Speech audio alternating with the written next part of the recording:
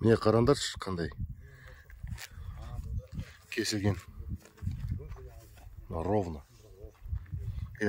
Жүріңіз, кірейік мындай.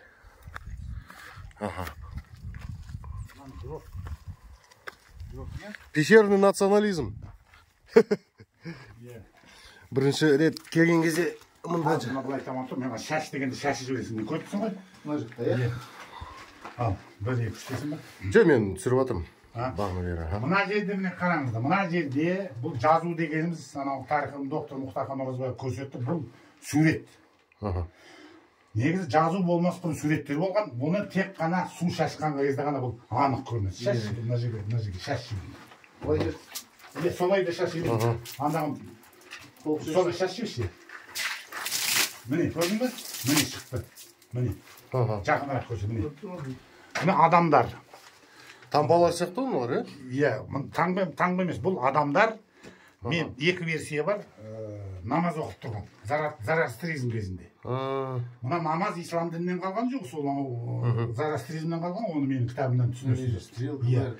Көп адам, бұны ғалымдар түгел мұнаны фотоға түсірген. Содан кейін біздің археолог ағамыз, ол да көк жарлы, біздің ұлдан. Сол кісі жаңағы анықтама жазған.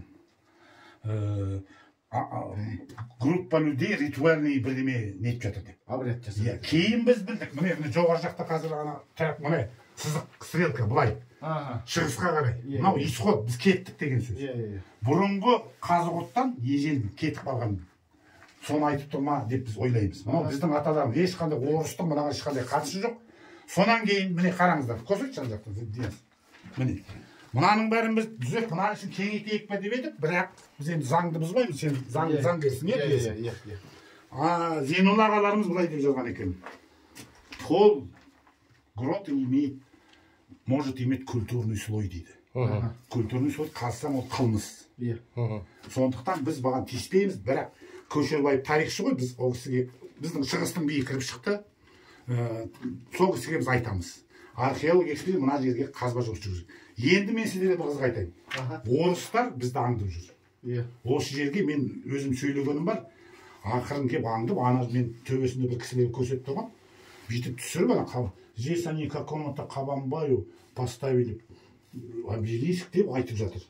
Соны жүгіріп келіп мына ішін қарап жүр. Мынаның астында баяғыдан келе жатқан аңыз бар. Бұл жерде алтын. Мынаның астында бөлме бар дейді. Соның іші толған алтын дейді. Көрдің бе?